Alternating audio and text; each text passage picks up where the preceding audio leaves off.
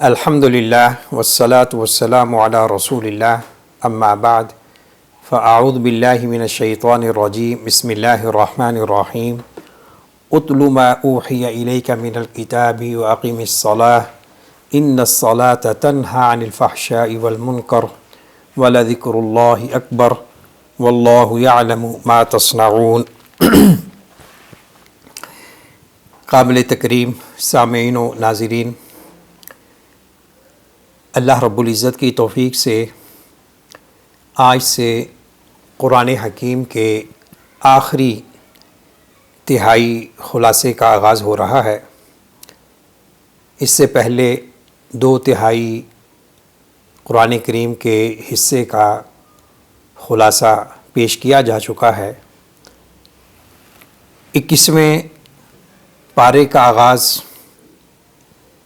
اللہ رب العزت نے اپنے اس ارشاد سے فرمایا ہے، اتل ما اوحی الیک من الکتاب واقم الصلاة، تلاوت کیجئے اس وحی کی جو آپ کی طرف کتاب سے کی جا رہی ہے یا کی جا چکی ہے، اور نماز قائم کیجئے، بے شک نماز بے حیائی، فحاشی اور برائی سے روکتی ہے، اور اللہ کا ذکر سب سے بڑا ہے، اور اللہ جانتا ہے جو تم کرتے ہو۔ قبل اس کے کہ ہم چند منتخب مقامات قرآنیہ کی اسٹڈی کریں، پہلے اس کا جو ایک عمومی انڈیکس ہے وہ سماعت فرما لیں۔ 21واں پارہ چند صورتوں پر مشتمل ہے۔ سورۃ العنکبوت کا آخری بقیہ حصہ، سورہ الروم، سورہ لقمان، سورہ السجدہ، یہ تینوں مکمل صورتیں اس پارے کا حصہ ہیں، اور سورۃ الاحزاب کا پہلا ابتدائی حصہ۔ تو سورہ عنکبوت کے بقیہ حصے میں جو اللہ رب العزت نے اہم باتیں یہاں بیان کی ہیں، ویسے تو قرآن کریم کا ہر جملہ، ہر آیت اہم ہے، عظمت شان والی ہے، لیکن یہ جب میں اہم کہتا ہوں تو یہ وقت کے اعتبار سے اور موضوع کے اعتبار سے۔ تو سورہ عنکبوت کے بقیہ حصے میں تلاوت اور نماز کا حکم ہے، نماز کی عظمت، فضیلت، اس کے فوائد، معاندین اور ان کی ہٹ دھرمیوں کا ذکر ہے، دنیا کی بے ثباتی اور ناپائیداری کا ذکر ہے۔ سورہ روم میں جو باتیں آج بیان ہوں گی ان میں 2 پیش گوئیاں ہیں۔ ایک ہے کہ روم اہل کتاب وہ فارس پر غالب آ جائیں گے، اور دوسری پیش گوئی یہ ہے کہ مسلمانوں کو مشرکین مکہ پر فتح ہوگی، وہ خوش ہوں گے۔ غزوہ بدر کی صورت میں یہ پیش گوئی ثابت ہوئی۔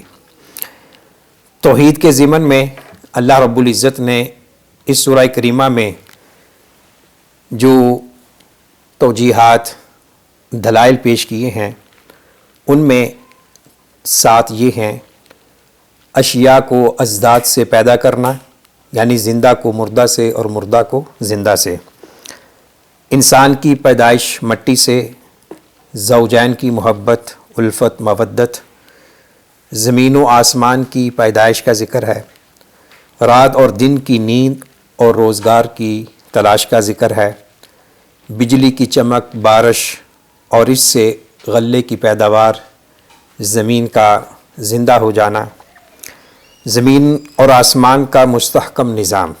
یہ اللہ رب العزت نے عقیدہ توحید کے چند عقلی دلائل پیش کیے ہیں۔ سورہ لقمان میں 3 باتیں بڑی اہم ہیں۔ توحید کے حوالے سے اللہ رب العزت نے قدرتی دلائل ذکر کیے، بغیر ستون کا آسمان، مضبوط محکم پہاڑ، رینگنے والے مویشی اور حشرات، برسنے والی بارش۔ اور اسی سورہ کریمہ میں وہ آیات کریمہ موجود ہیں جنہیں مفسرین نے وصایا لقمان کے نام سے موسوم کیا ہے، یعنی وہ زندگی کا نچوڑ اور زندگی کا ماحصل جو حضرت لقمان نے اپنے بیٹے کو واعظ و نصیحت کرتے ہوئے پیش کیا۔ ان میں جو اہم باتیں ہیں، شرک نہ کرو، اللہ تعالیٰ پر اللہ تعالیٰ ہر چھوٹی بڑی چیز اور عمل کو آخرت میں حاضر کریں گے اور جزا اور سزا کا عمل قائم ہوگا۔ نماز امر بالمعروف نہی عن المنکر کا حکم ہے، آزمائش میں صبر کا ہے، عاجزی انکساری کا ہے، تکبر سے بچنے کا، چال ڈھال میں اعتدال اور مناسب آواز میں بات کرنے کا حکم ہے۔ توحید کے ضمن میں 5 چیزوں کی طرف اللہ رب العزت نے رہنمائی فرمائی۔ بارش کہاں اور کتنی برسے گی صرف اللہ جانتا ہے، قیامت کب آئے گی صرف اللہ جانتا ہے، پیٹ میں بچہ کن اوصاف کا حامل ہے، موت کب اور کہاں آئے گی، انسان کل کیا کرے گا، یہ مستقبل کی خبریں اللہ کے سوا کسی کو معلوم نہیں۔ سورہ سجدہ میں 4 باتیں ہیں۔ قرآن کریم کی عظمت، توحید کے لیے عقلی فطرتی دلائل اور اہل جنت اہل جہنم کا ایک موازنہ، اور قیامت کے دن جو مجرمین کا حال ہوگا اس کا ذکر ہے۔ آخر میں حضرت موسیٰ علیہ السلام کی رسالت کا ذکر ہے۔ سورہ احزاب کے ابتدائی حصے میں 2 باتیں یہ ہیں، زمانہ جاہلیت یا بعض منافقین کے موقف کے مطابق ان کے جو غلط خیالات تھے ان کی تردید کی گئی ہے۔ ان کا خیال تھا کہ بعض لوگوں کے سینوں میں 2 دل ہوتے ہیں، ایک دل کفر شرک کے لیے سوچتا ہے، ایک ایمان اور توحید کے لیے، تو اس کی تردید کی گئی ہے۔ دوسرا، کلمات زہار کہنے سے بیوی ہمیشہ کے لیے حرام نہیں ہوتی بلکہ کفارہ دینے سے حلال ہو جاتی ہے، اس کا ذکر ہے۔ اور نمبر 3، منہ بولا بیٹا، لے پالک بیٹا، اس کے حوالے سے اللہ نے 2 ٹوک الفاظ میں فرما دیا کہ وہ تمہارے حقیقی بیٹے نہیں ہیں۔ 2 غزووں کا ذکر ہے، غزوہ احزاب اور غزوہ بنی قریظہ۔ تو اب آئیے گفتگو کے بقیہ حصے میں ہم چند آیات پر فوکس کرتے ہوئے قرآن کریم کی روشنی میں اپنی ایمانیات اور اخلاقیات کا جائزہ لیں کہ قرآن ہم سے کیا چاہتا ہے اور ہم کہاں کھڑے ہیں۔ وہ قرآن کریم جو اس مبارک مہینے میں نازل ہوا، جو کتاب رشد و ہدایت ہے اور جو تمام لوگوں کو مخاطب کرتا ہے، بالخصوص امت محمدیہ علی صاحبہ افضل الصلاۃ و تسلیم کے افراد کو مخاطب کرتا ہے اور بار بار تذکیر یاد دہانی کراتا ہے، کیا قرآن کریم کی ان آیات سے، بینات سے، دلائل سے ہم کوئی اثر لے رہے ہیں یا نہیں، یہ سوال ہم سب کے لیے قائم ہے۔ اتل ما اوحی الیک من الکتاب واقم الصلاۃ، 21ویں پارے کی اس پہلی آیت میں اللہ تعالیٰ اپنے نبی کریم صلی اللہ علیہ وسلم کو حکم دے رہے ہیں کہ جو آپ کی طرف وحی کی جا رہی ہے کتاب میں سے، اس کی تلاوت کیجیے، یعنی قرآن کریم۔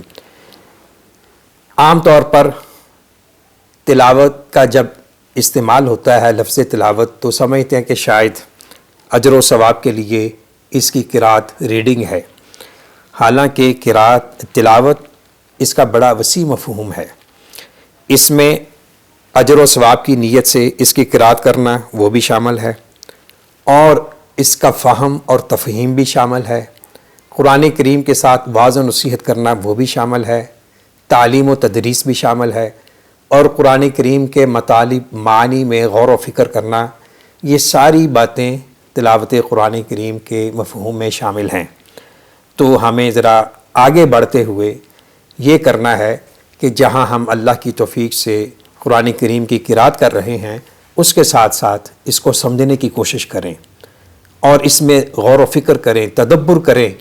اور یہ کتاب تدبر ہے، کتاب تعقل ہے. جتنا ہم قرآن کریم میں غور و فکر کریں گے اسی قدر قلوب و اذہان کے دریچے واہ ہوں گے، بصیرت حکمت میں اضافہ ہوگا. واقیم الصلاۃ، دوسرا حکم نماز قائم کیجئے. یہ خطاب بظاہر یہاں اللہ کے رسول صلی اللہ علیہ وسلم سے ہے، مگر آپ کی امت بھی اس میں شامل ہے. اور اس سے معلوم ہوا کہ تلاوت قرآن اور نماز کا آپس میں بڑا گہرا تعلق ہے. وہ نماز اللہ کو بڑی پیاری ہے جس میں قیام طویل ہو، اور نماز کا قیام قرأت قرآن سے طویل ہوتا ہے. جس قدر آپ زیادہ پڑھیں گے قیام میں نماز طویل ہوگا. اور نماز بے شک فحاشی، بدکاری، بے حیائی، برائی سے روکتی ہے. حضرت عبداللہ ابن عباس رضی اللہ تعالی عنہما اس آیت کی تفسیر میں فرماتے ہیں کہ جسے نماز برائی، بے حیائی سے نہ روک سکے اس کی نماز کا کوئی فائدہ نہیں. یعنی نماز کا جو حقیقی فلسفہ ہے اور جو نماز کا جو حقیقی فائدہ ہے، منفعت ہے، وہ یہ ہے کہ انسان کا اخلاق و کردار درست ہو جائے، وہ فحاشی سے بچے، بے حیائی سے بچے، ہر برائی سے بچے. تو نماز ان کاموں سے روکنے کا ایک اہم ذریعہ ہے. جس قدر نماز کا اہتمام کیا جائے گا انفرادی طور پر، اجتماعی طور پر، اسی قدر اس کے اثرات و ثمرات انسان کی شخصیت پر بھی نمودار ہوں گے اور پورے معاشرے پر بھی دیکھے جائیں گے. وَلَذِكْرُ اللَّهِ اکبر، اور اللہ کا ذکر سب سے بڑا ہے. یعنی اللہ کا ذکر ہر عبادت سے، ہر عمل سے بڑا ہے. نماز ذکر الہی کی ایک عملی شکل ہے. وَأَقِمِ الصَّلَاةَ لِذِكْرِي. تو جس کے دل میں ذکر الہی ہے وہ دنیا کی برائیوں سے اور بدکاریوں سے اور بدعمالیوں سے محفوظ رہے گا. جس قدر انسان نماز میں وقت گزارتا ہے وہ اتنا ہی برائیوں سے دور ہوتا ہے. تو جس کے دل میں ہمہ وقت اللہ کی یاد ہو تو یہ اللہ کی یاد اسے برائی سے روکے گی، فحاشی سے روکے گی. تو یہ بھی ذکر الہی کی ایک تاثیر ہے. دوسرے الفاظ میں ہم یوں کہہ سکتے ہیں جس کے دل میں ذکر الہی ہے وہ برائیوں سے دور ہوگا. اور انسان آج کل برائیوں میں مگن ہے، مدہوش ہے. تو اس فضا سے نکلنے کے لیے ضروری ہے کہ اللہ کے ذکر کو اختیار کیا جائے. اور اللہ کے ذکر کی کئی شکلیں ہیں، قولی بھی ہیں، عملی بھی ہیں. تو نماز اس کی ایک اہم مجسم شکل ہے. اس کے بعد آیت نمبر 56 میں ہجرت کا فلسفہ، اس کا فائدہ اور اس کی منفعت بیان کی ہے. ہجرت کے بارے مختصر بات یہ ہے کہ جو مسلمان کسی علاقے اور کسی ماحول میں اپنے دین اور اخلاق کو محفوظ نہیں رکھ سکتا، اسے اتنی آزادی نہیں ہے کہ وہ اپنے دین و اخلاق کے مطابق عمل کر سکے، تو وہاں سے اسے ہجرت کرنے کا حکم ہے. اور ہجرت بظاہر ایک صبر آزما مرحلہ ہے، کھٹن مشقت والا کام ہے، لیکن اللہ رب العزت ہمیں بتلاتے ہیں ان آیات میں بھی، اور تاریخی بھی اس بات پر شاہد ہے، بالخصوص واقعہ ہجرت مدینہ، کہ جو لوگ اللہ کے لیے اپنا مال، گھر، ملک چھوڑتے ہیں تو اللہ تعالیٰ ان کو اپنی رحمت کے آغوش میں لے لیتے ہیں. اور اللہ تعالیٰ دینی دنیاوی رحمتوں برکتوں سے ان افراد کو، ان قوموں کو مالا مال کر دیتے ہیں جو اللہ کے لیے یہ قربانی دیتے ہیں. اس حقیقت کا یہاں بھی ذکر ہے. آخری آیت ہے وَالَّذِينَ جَاهَدُوا فِينَا لَنَهْدِيَنَّهُمْ سُبُلَنَا. جو لوگ ہمارے لیے، ہمارے راستے میں، ہماری رضا کی خاطر، یعنی اللہ کی رضا کی خاطر کاوش کرتے ہیں، اسٹرگل کرتے ہیں، تو اللہ کا یہ وعدہ ہے کہ ہم ان کے لیے راستے ہموار کر دیتے ہیں، ہم پھر ان کے لیے آسانیاں پیدا کر دیتے ہیں۔ اور ساتھ ہی فرمایا وَإِنَّ اللَّهَ لَمَعَ الْمُحْسِنِينَ، کہ بے شک اللہ تعالیٰ احسان کرنے والوں کے ساتھ ہیں۔ احسان کیا ہے؟ احسان ایک بڑا وسیع الاطراف لفظ ہے، اس میں انسان کا اخلاق و کردار بھی ہے، حسن سلوک بھی ہے، اور یہ بھی احسان کا حصہ ہے کہ انسان اپنے حق سے دستبردار ہو جائے اور دوسرے صاحب حق کو اس کے حق سے زیادہ دے دے، یہ بھی احسان ہے۔ اور ایک احسان وہ ہے جو حدیث جبریل میں ذکر ہوا ہے کہ ان تعبد اللہ کأنک تراہ فإن لم تکن تراہ فإنہ یراک، کہ یعنی خضوع کے ساتھ، دل جمی کے ساتھ، دلچسپی کے ساتھ اللہ کی عبادت کرنا، یہ احسان کا ایک وسیع مفہوم ہے۔ سورہ الروم مکیہ ہے، 6 آیات ہیں، 6 رکوع ہیں۔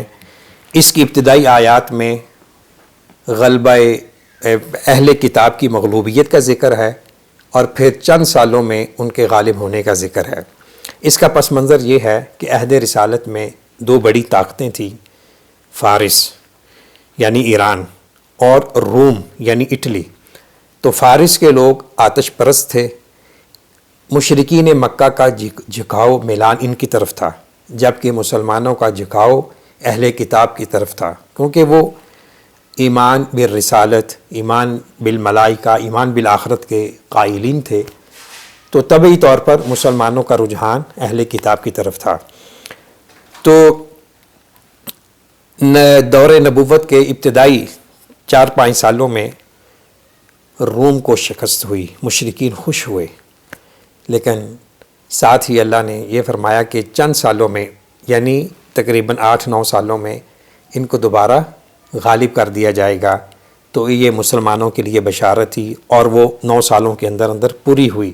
اور دوسری بشارت یہ تھی کہ جب روم کو فتح ہوگی اسی وقت مسلمان بھی خوش ہوں گے، اور وہ مسلمانوں کی خوشی غزوہ بدر کی صورت میں سامنے آئی۔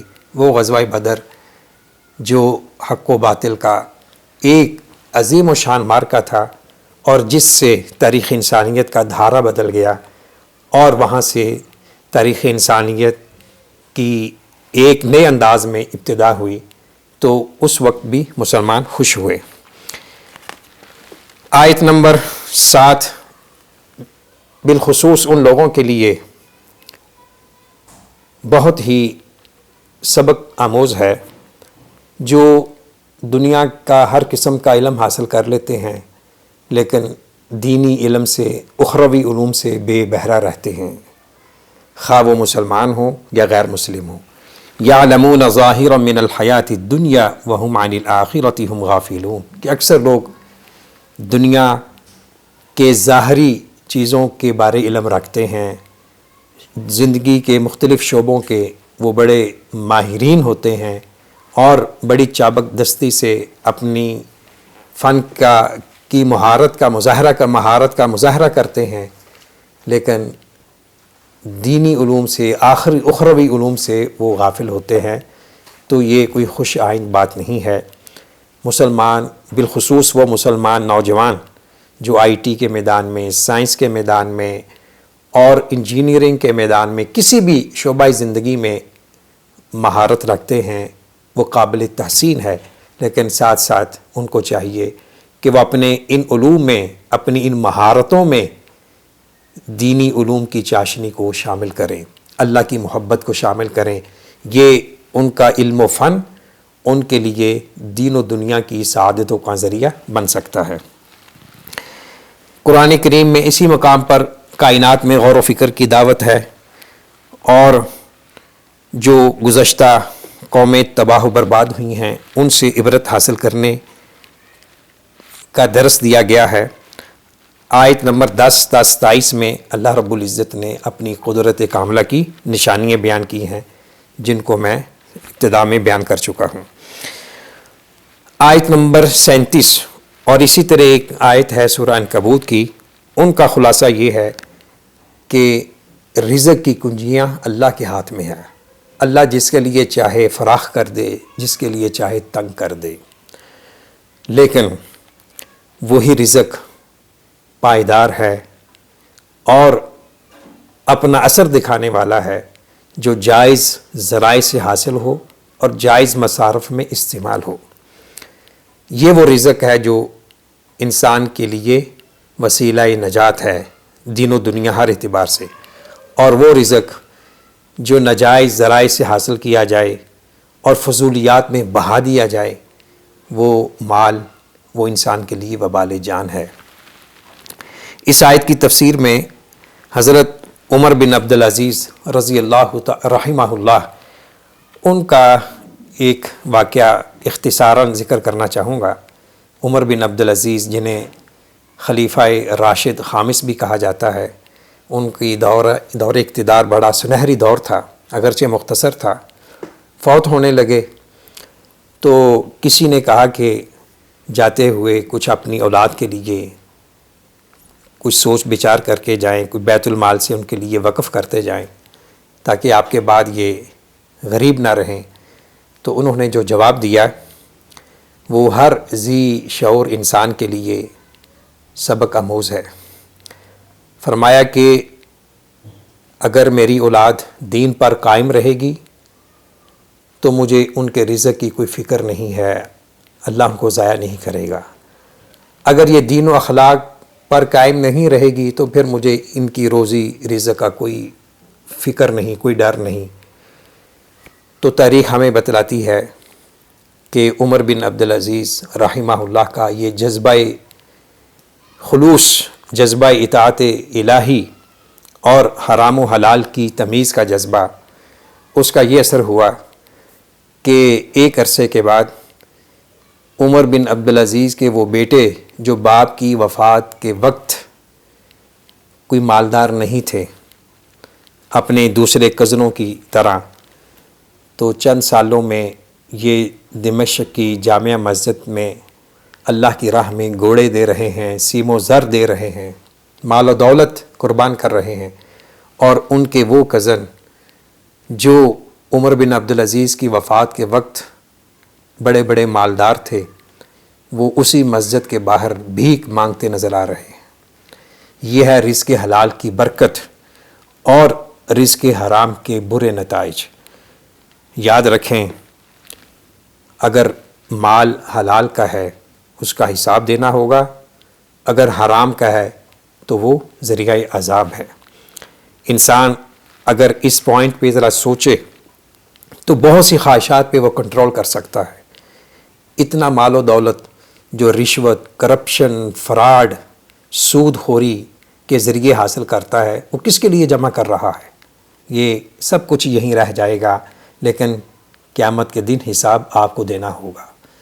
اللہ رب العزت سے ہمیشہ یہ انسان دعا کرے، اللہم اکفینی بحلالک عن حرامک واغننی بفضلک عن من سواک۔ اور تاریخ ہمیں یہ بھی بتلاتی ہے کہ کتنے ایسے واقعات ہیں جن کا خلاصہ یہ ہے کہ بہت سے لوگ زیرو سے ہیرو ہوئے اور بہت سے ہیرو سے زیرو ہوئے۔ یہ انقلابات زمانہ، یہ مرور زمانہ اور نشیب و فراز، اس میں ہم سب کے لیے عبرتیں ہیں، اور دوام بقا اللہ رب العزت پر ایمان اور عمل صالح کو ہے۔ المال والبنون زینۃ الحیات الدنیا والباقیات الصالحات خیر عند ربک ثوابا وخیر عملا۔ آیت نمبر 41، ظہر الفساد فی البر والبحر بما کسبت ایدی الناس، کہ لوگوں کی کرتوتوں کی وجہ سے زمین میں فساد مچ چکا ہے۔ آج ہم دیکھ رہے ہیں کرونا وائرس نے امن سلامتی کو تہ و بالا کیا ہوا ہے، عیش و عشرت میں خلل واقع ہو چکا ہے، معمولات زندگی بڑے متاثر ہو رہے ہیں۔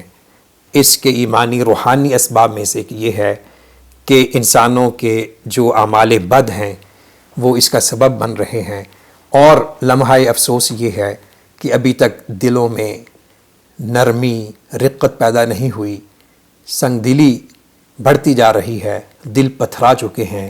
ضرورت اس بات کی ہے کہ اللہ کی طرف رجوع کیا جائے، رمضان المبارک کے ان محترم مبارک اوقات میں آنسوہائے ندامت بہائے جائیں، استغفار توبہ کا عمل کیا جائے۔ استغفار کا تعلق زیادہ تر زبان سے ہے اور توبہ کا اظہار انسان کے رویے سے ہوتا ہے۔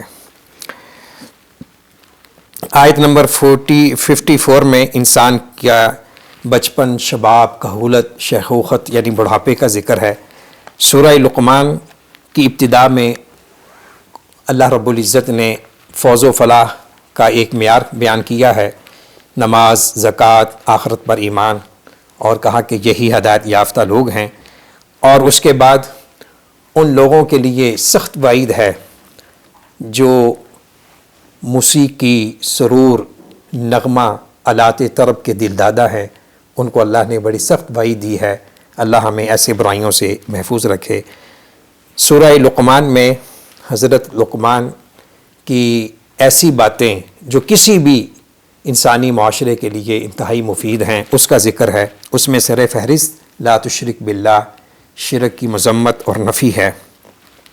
سورہ سجدہ یہ وہ سورہ کریمہ ہے جس میں قیامت کا ذکر ہے، قیامت کے احوال کا ذکر ہے، اور یہ سورہ مبارکہ اللہ کے رسول صلی اللہ علیہ وسلم صبح ہر جمعے کے دن کی فجر کی نماز میں تلاوت کرتے، پہلی رکعت میں، دوسری رکعت میں سورہ انسان پڑھتے، اور اسی طرح حدیث میں ہے کہ آپ سونے سے پہلے رات کو سورہ سجدہ اور سورہ ملک کی تلاوت کرتے تھے۔ اس پہ ہمیں عمل کرنا چاہیے۔ سورۃ الاحزاب مدنی ہے، 73 آیات ہیں، 9 رکوع ہیں اور 30 آیات 21ویں پارے کا حصہ ہیں۔ تو ابتدا میں اللہ نے حکم دیا، یا ایھا النبی اتق اللہ ولا تطع الکافرین والمنافقین ان اللہ کان علیما حکیما۔ اے نبی، اللہ سے ڈرتے رہیے۔ آج کل اگر کسی کو کہا جائے کہ اتق اللہ، اللہ کے تقوی کی یاد دہانی کرائی جائے، تو وہ کہتے ہیں کیا میں مسلمان نہیں ہوں؟ کیا مجھے تقوی کی تلقین کر رہے ہیں؟ یہاں اللہ تعالیٰ اپنے اس نبی رحمت للعالمین کو تقوی کا حکم دے رہے ہیں جو رحمت للعالمین ہیں، جن کے اللہ نے گزشتہ گناہ معاف کر دیے ہیں، اور فرمایا کہ کافر اور منافقوں کی اطاعت نہ کیجیے، اور جو آپ کی طرف وحی کیا جا رہا ہے اسی کی اتباع کیجیے۔ بار بار اللہ نے اس طرف توجہ دلائی ہے کہ جو وحی ہے اسی میں تمہارے لیے روشنی ہے، اسی میں تمہارے لیے زندگی ہے، اسے اختیار کیجیے۔ اور جو لوگ دعویٰ کرتے ہیں کہ ایک آدمی کے 2 دل ہوتے ہیں، اس کی تردید کی گئی ہے۔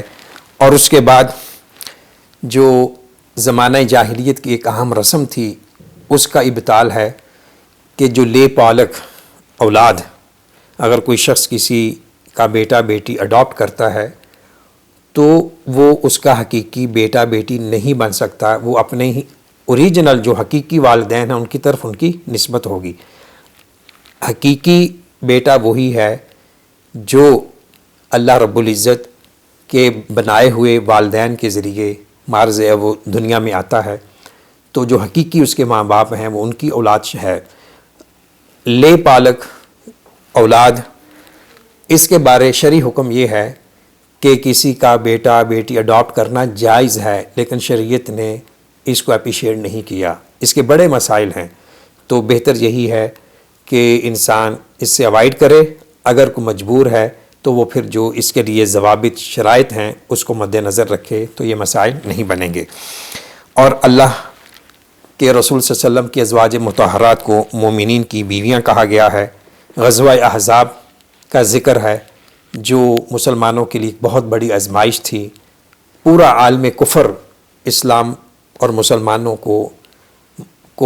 کا محاصرہ کرتے ہوئے ان پہ ٹوٹ پڑا تھا، لیکن اللہ تعالیٰ نے مسلمانوں کو فتح عطا کی۔ اور آیت نمبر 21 میں لَقَدْ كَانَ لَكُمْ فِي رَسُولِ اللَّهِ أُسْوَةٌ حَسَنَةٌ آیت ہے۔